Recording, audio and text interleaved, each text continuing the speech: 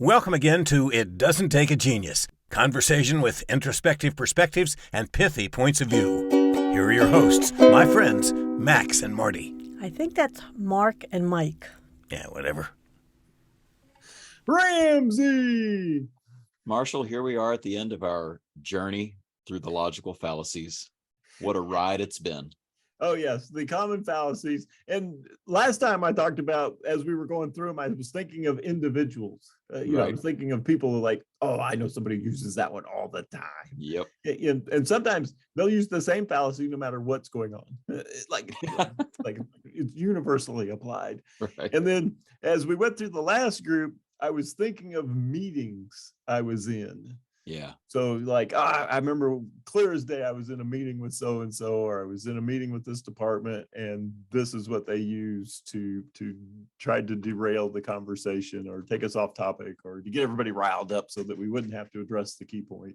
Right. So now I've thought about people and specific events, meetings, the conversations that we were in where, these things were in play.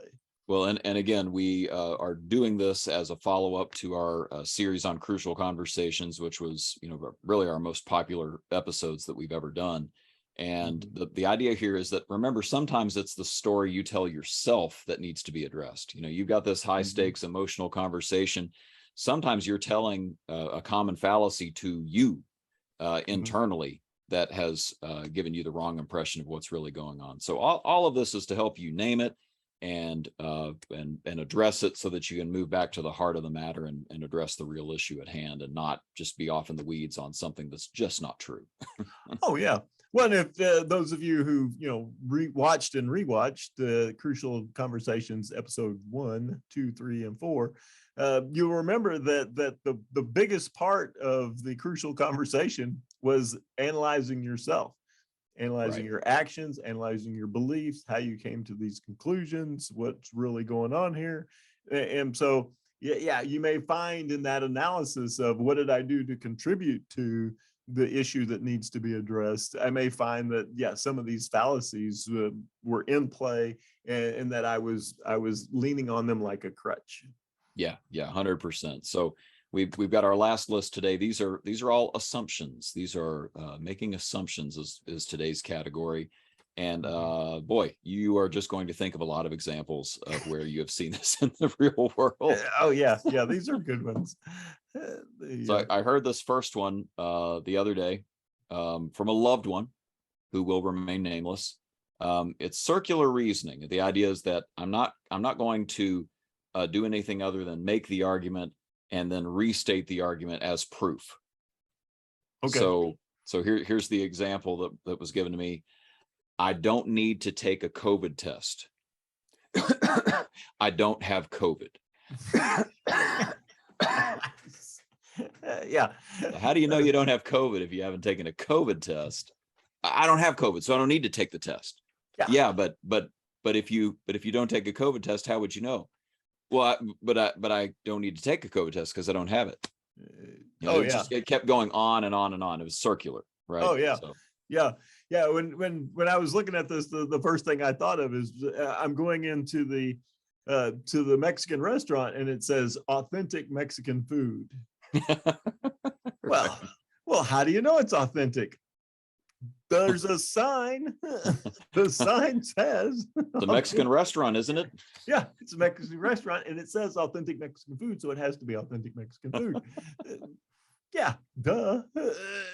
I've explained myself clearly. Move on. You and I have been in meetings before where the person leading the meeting has literally said, I think the main thing here is that you know that I'm listening to you. Mm-hmm.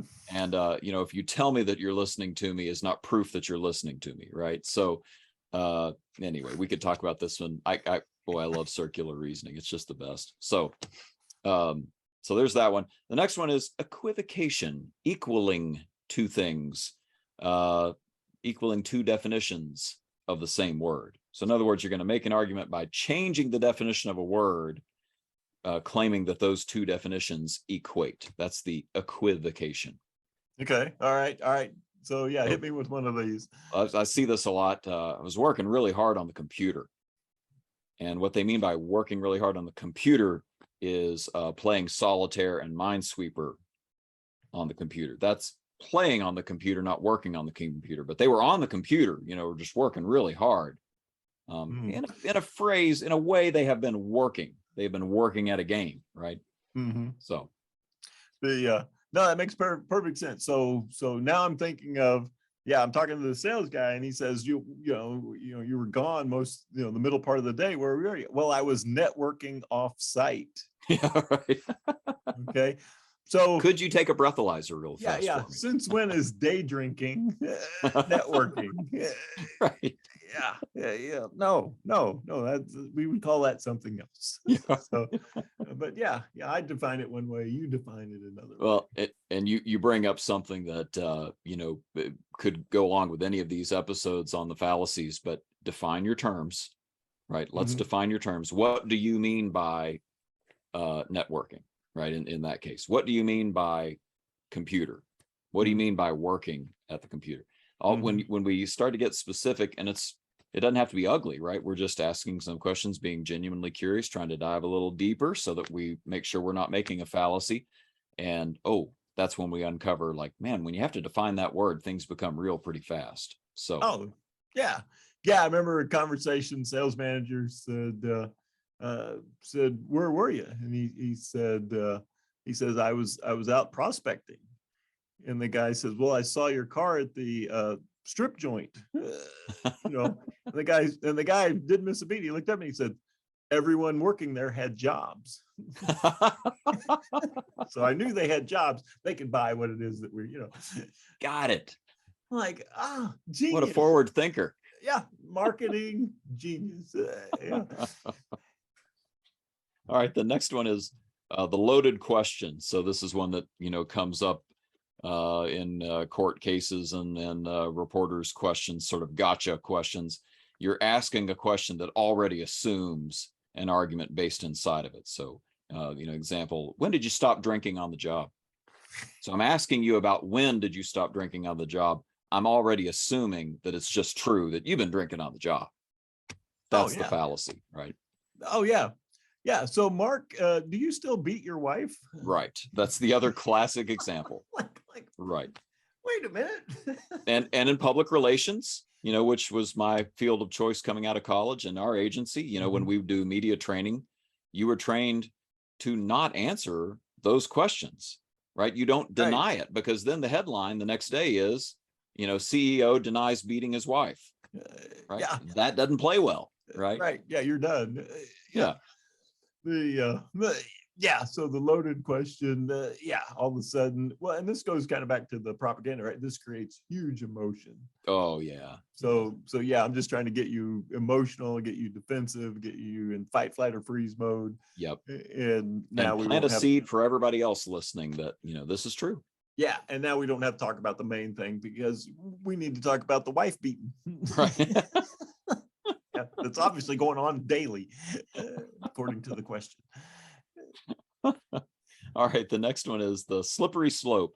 So this is assuming that accepting the argument will be, just the first step in a whole sequence of many steps, that we're now, we take that step and now it's slippery. Everything, we're going to slide right off the slope here. And again, these are things that we've, you and I have heard many times. We can't pull people out of operations to have a meeting. Next thing you know, we'll be having meetings all the time and we'll never get any work done here. Well, no, that's not necessarily true, right? No, because we have a meeting. Yeah, we can use some meeting restraint. We could govern ourselves. I hear this one a lot, with leaders who are worried about interacting with their team members on a group situation. So, all right, we're going to have a group, and and at the end, what if we had some Q&A, some questions and answers? No. If you let one person ask a question, it's just going to devolve into chaos. Right. It's like, no, I think we could manage this. Nope. Yeah, one question could just lead to, loss of control of the entire meeting. Yeah, and hey, the meeting could have some fallacies that come up from your staff, right? That could come up in some of those questions. guess what? We can address those or at least sideline them so that we can get back to the topic. It's not a good reason to not have the meeting, right? So that's a perfect example. All right, so we have three more, and two of them are kind of connected. We've got part to whole and whole to part. And so what we mean by that is that we're basically assuming that if it's true of the part, it must be true of the whole. If it's true of one member of a group, it must be true of the whole group. If it's true of one type of product, it must be true of every other type of that product, and so on. And then the flip side, whole to part. If it's true of the whole, it must be true of the part. So part to whole, an example of that is, Jill is a really high performing employee. I'm sure that everybody down there in her department is also overperforming. They must all be stellar, just like Jill. And we'll think that way, right?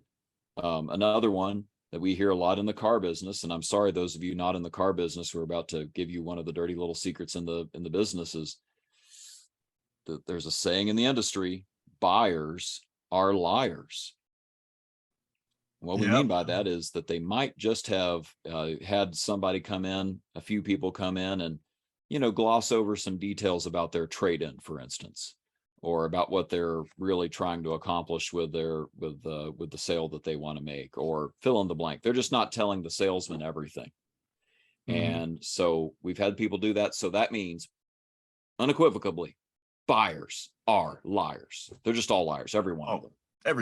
The whole group.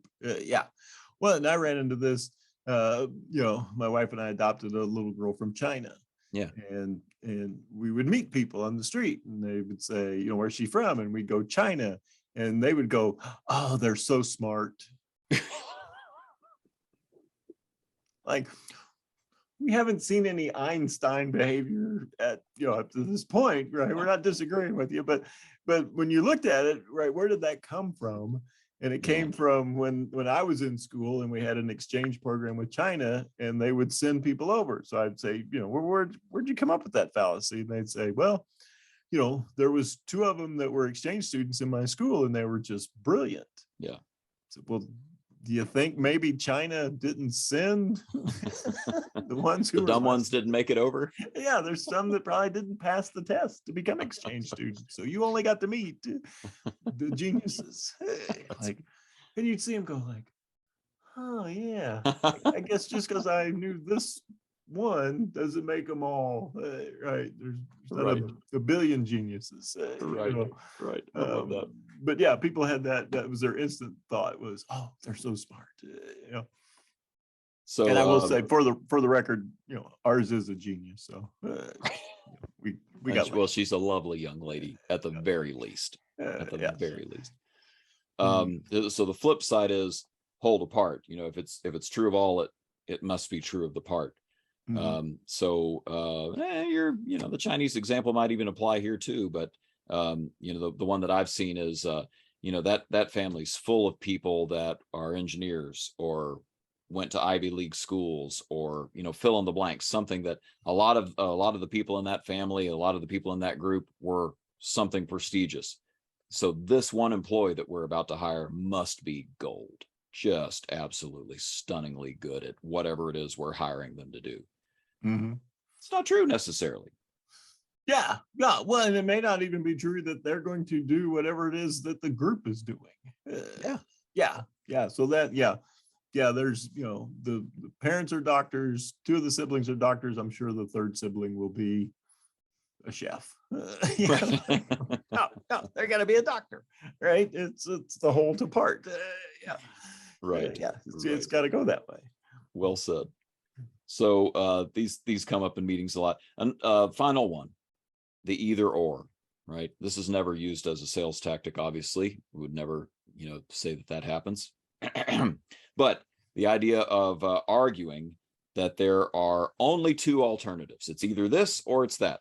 That's it. There's nothing else on the table that could possibly be true or be a choice for us.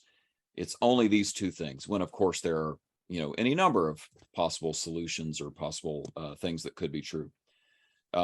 We can either open on Sunday. This is what it's down to, folks. We either decide right now we're opening on Sunday, or we're going out of business because we're going to lose so much revenue. These are the only two options ahead of us. And again, we've brought up Chick-fil-A before. You can look to Chick-fil-A to know that that's not necessarily the only two options on the table. You can make a ton of money, more than your competitors, and not be open on Sunday at the same time. That's possible too. Oh yeah. Well, and this goes to the heart of the divide, I think, in our entire country. Oh boy. Yeah. You know, yeah, if you're for this, you have to be against that. Right. And the reality is that most people see complexity. They see areas of gray, they see exceptions, they see right, but the people who are shouting the loudest are like, yeah, if you don't like this, if you like this, you hate America. Right. Like, no, I kind of not for that, and I really like America too. You know, so yeah, this either or is this polarization that, yeah, if you're for this, you're against that. If we do that, this will be the only outcome. Yeah. It's like, no, there could be like hundreds of different outcomes depending on how we do it, when we do it, the manner in which we do it. Yeah, all these things are much more complex. But yeah, the either or, right? And that one goes to, I think that one kind of goes back to the very first one we started, which was, you know, the fear. You know, I'm gonna create fear. You know, if we do this, yeah, all is lost. It's like, oh yeah, you're just trying to scare people, and yeah, it's not working. You know, that Mike, assumption is not right. That you're spot on, and you've taken us to an inspirational, universal, you know, closing moment here in this series to tell us that we all need to start having better dialogue with each other. The same person that told me that they didn't have COVID, didn't need to take a COVID test because they didn't have COVID. They were also sharing with me about somebody that I knew of who I thought was an absolute loony from the other side of the political aisle. And this person I was talking to was closer aligned to my side of the political aisle, but they knew him. And so we had a really interesting conversation about some really good characteristics of this person that they vehemently disagreed with on many socio-political issues. But suddenly it became a much more nuanced conversation, right? It's not either this person is righteous or this person is evil. It doesn't work that way in the real world. And we could talk of a number of other examples of where people force themselves to choose between A or B, and there's really C, D, E, and F as options. But I think that's a great last word in the concept of fallacies to say, you know, this is literally tearing our country apart right now to be buying some of these superficial arguments and not going a little bit deeper with people. Please go do that. Listen to our podcast series on crucial conversations if you need help on that. But this is a big deal. Oh yeah. Well, and you hear people, you know, they'll start to say something and then they'll have to preface it. Right. Okay, here's what I think, but this doesn't mean, right, you know, and they'll have to, like, you know, I've got more thoughts on this. So the moment I say this, don't just go with the either or. Yeah, don't run with this. Yeah. Yeah. Well, I think, you know, we can blame it all on memes. So the either or makes a great meme. Yep. The complexities of an idea, they don't lend themselves to 7 words or less. Yeah. Yeah. It just doesn't work. So I think we've done just an amazing job, and this is one of those that you probably have to go back and listen to a couple of times, especially after you have a crucial conversation or you have a difficult meeting or something. You'd be like, I know something happened there, but I'm not sure I can put a name on it, right? So that I could be better at it the next time. But yeah, running back through the handout, listening to this again, and you'd be like, oh, yeah, oh, that's what they were doing, you know, or my goodness, that's what I was doing. That's what I was doing. Yeah, thank you. Thank you. Yeah, I was that guy, right? You know, and I did it 3 times. Right. Really, yeah, it was not good, and I tripled down on it. Right. Yeah, not how I want to go forth into the world. So, Yeah, I appreciate you bringing this to my attention, and yeah, it dovetails perfectly with crucial conversations and just yeah, every aspect of life you're going to run into this. Yeah, this is pretty universal. So and I appreciate you making the political point that is maybe going to help us survive another decade at least, if we can figure out how to have better conversations with each other and really learn what's going on. Not to say that we don't have strong opinions and believe that one side or the other is very wrong on something, but we could have a dialogue about that and get to the heart maybe and find some common ground. So with that, who's our common ground? Oh yeah, that guy. Yeah, talk about nuanced. Right. Yeah. Right. Always open to new ideas. 100%. And he's our favorite announcer because he's our only announcer. Yeah, that's right. Take it away, Mr. Wolf. And that's it. Join us next time when you'll hear Mike say, well, I'm sure he'll say something pithy. Don't miss it. Next time, it doesn't take a genius.